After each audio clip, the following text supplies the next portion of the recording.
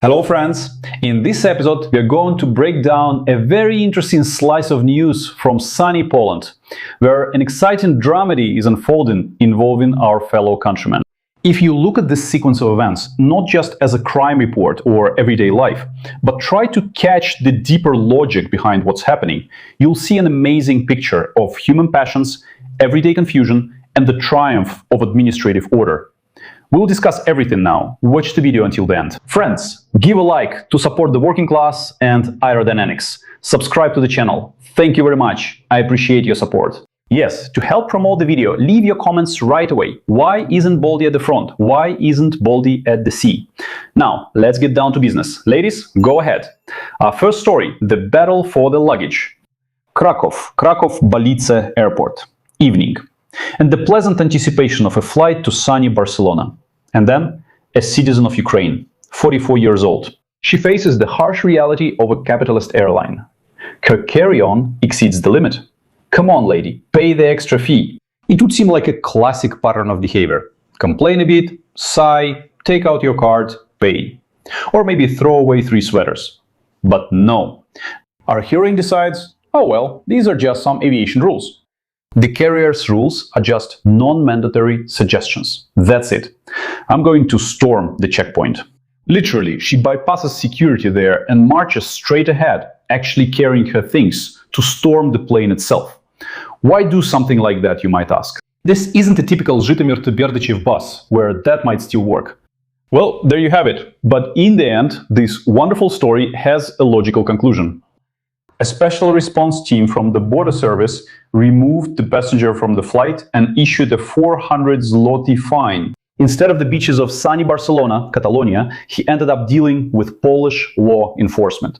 This is an example, friends, of how everyday stubbornness, like they made up some rules. Who do they even think they are?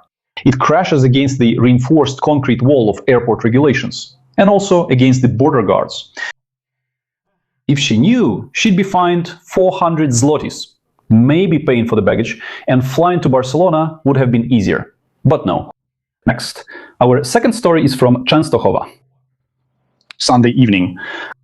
A 37-year-old citizen of Ukraine, under the influence of alcohol, 2 promille.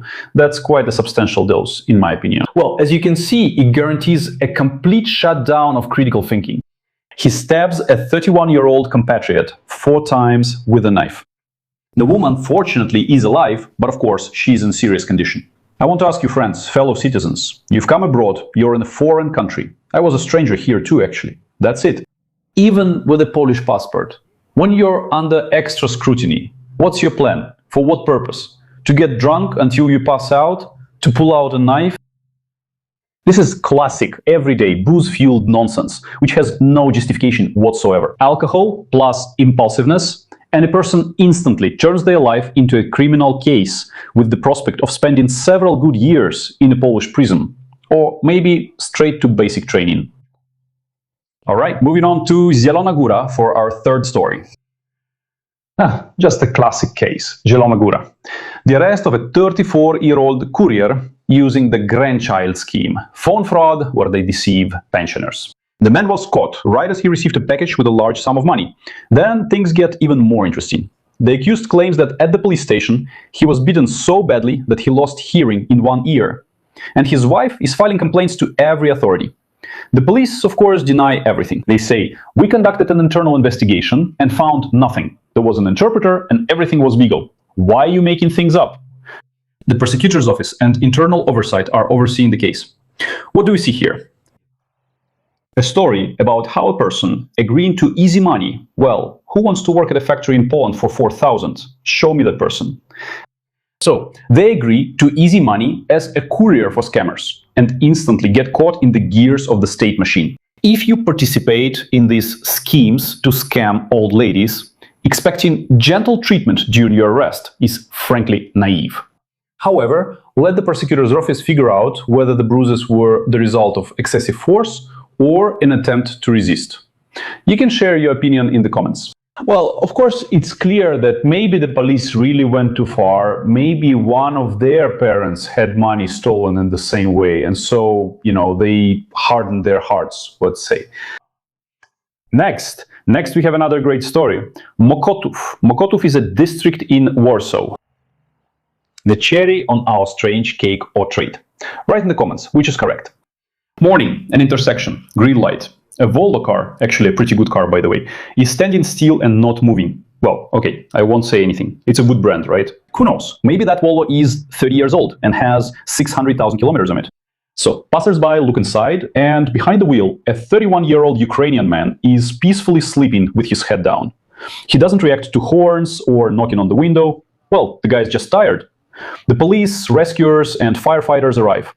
They thought, well, damn, maybe the guy is unwell. A heart attack, a stroke, anything could have happened.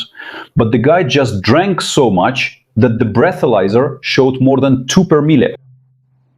The guy was tired and saw a red light, so he thought he'd take a quick nap. What could go wrong? I have just one question again. Why act so crazy? You get behind the wheel when you can barely stand and fall asleep right at the intersection. That's some next level stuff, right? I don't even remember seeing anything like that before. In the end, he lost his license, the car got towed, and he ended up in the slammer, and most likely in basic training. Friends, you may wonder what these things share.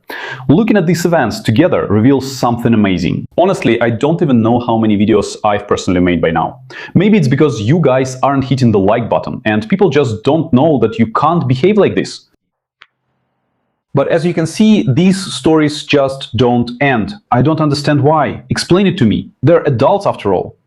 Okay, I could understand if it was some teenager, like 15 or 18 years old, but no, here it's people who are 30, 40, 44, even 50. Yeah. People end up in a different socio-cultural and legal environment, but they keep behaving the same way, as if the laws, logic, or local legislation don't apply to them at all. Some even think that the laws of physics don't apply to them. I can drink a liter of vodka and drive without any consequences. Falling asleep at an intersection with 2 per mille? Oh, come on, that's easy. Jumping over barriers at the airport is no problem. The government machine, whether it's Polish, Spanish, or any other, works according to simple and cynical algorithms. For any violation of the rules, it responds with standard measures, a fine, detention, or a prison sentence. For men, there is also the special treat of the front lines in Ukraine.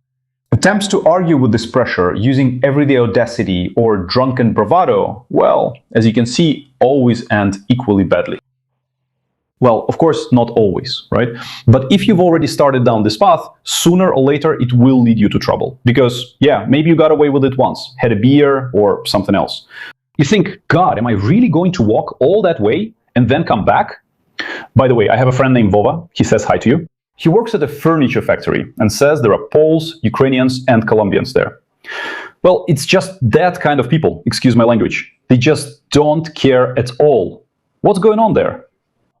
Just start drinking at 6:30 in the morning? That's easy. What's the problem? And some people are like, they start drinking and pass out in an hour. Well, again, it depends on how you approach it, right? If the goal is to get drunk quickly, then you can do it in an hour. Really, you can even do it faster. And then they go to the bathroom to sleep. There are people like that too. Honestly, I just don't get it. Well, again, I'm already a grown man. I'm already 40 years old. Yeah, that's why I limit myself to twice a week, some beer, sometimes wine. And even then, usually, 90% of the time, 9 times out of 10, it's at home. I rarely go to cafes, not because I don't want to spend money, but because, well, what's the point? No, I get it. Sure, to show yourself off. But you don't always end up looking your best. If you're going to embarrass yourself, do it at home.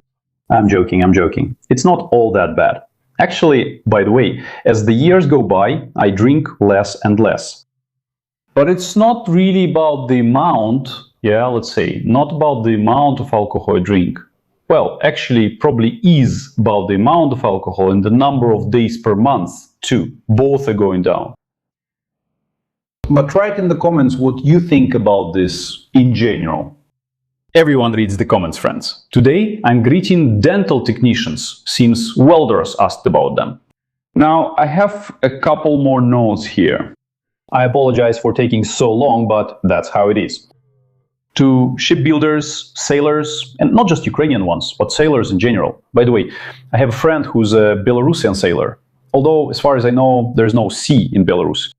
Furniture makers, carpenters, electricians, milling machine operators, agronomists. There you go. Hello to all of you. If I didn't mention your specialty or profession, write it in the comments. We'll do it next episode. Thanks for your attention. Take care of yourselves and your loved ones. Don't forget to like and subscribe. See you next time.